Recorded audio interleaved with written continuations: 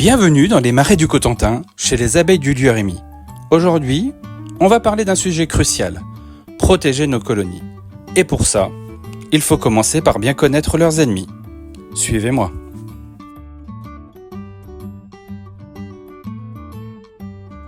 Les abeilles font face à de nombreuses menaces. Il y a d'abord le varroa destructor, un acarien parasite. Ensuite, le frelon asiatique, un prédateur redoutable. Il y a aussi les pesticides qui perturbent leur système nerveux, le changement climatique qui modifie les cycles de floraison, et enfin les monocultures qui appauvrissent leur alimentation. Parmi toutes ces menaces, le varroa reste le plus insidieux et le plus destructeur.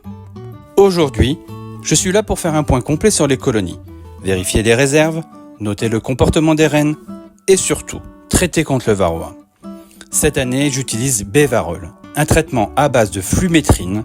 Il fait partie de ma stratégie de rotation des traitements pour éviter les résistances du varroa et préserver l'efficacité des produits. Mais d'où nous vient le varroa ? Le varroa vient de la Chine. Il s'est propagé à travers le monde via les échanges commerciaux. Il est arrivé en France dans les années 1980 et depuis, il est présent partout. Aucune ruche n'y échappe. Alors qu'est-ce que c'est que le varroa ? Le varroa, c'est un acarien brun rougeâtre de 1 à 1,5 mm. Il se fixe sur les abeilles adultes pour se nourrir de leur hémolymphe, mais c'est surtout dans le couvain operculé qu'il se reproduit. Une femelle pond plusieurs œufs dans une cellule, entraînant une explosion de la population en quelques semaines. Il transmet des virus, dont celui des ailes déformées. Résultat, des abeilles faibles, improductives et des colonies qui s'effondrent. À noter, le varroa aime beaucoup se développer dans le couvain de mâles. Le traitement consiste à placer 4 lanières dans les cadres, en zone de couvain. Les abeilles, en circulant, se chargent du principe actif, ce qui tue le varroa par contact. La durée du traitement pour le Bevarol est de 6 semaines. Le varroa affaiblit les colonies de l'intérieur. Il perturbe l'élevage du couvain, désorganise la colonie, provoque l'effondrement hivernal. Même une ruche qui semble bien peuplée peut mourir en silence si on n'agit pas. Je vous entends venir. Quels sont les moyens de lutte ? Je vais vous le dire tout de suite. Pour lutter, plusieurs outils sont à notre disposition. Traitement chimique, acide organique, piégeage par couvain de mâle, rupture de ponte ou encore sélection génétique. L'important, c'est de ne jamais laisser le varroa s'installer.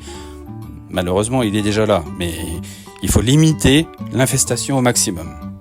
Bien entendu, pour pouvoir faire des traitements qui soient efficaces, il faut aussi avoir des points de comparaison. Donc, on va faire des comptages avant application du traitement et après application du traitement.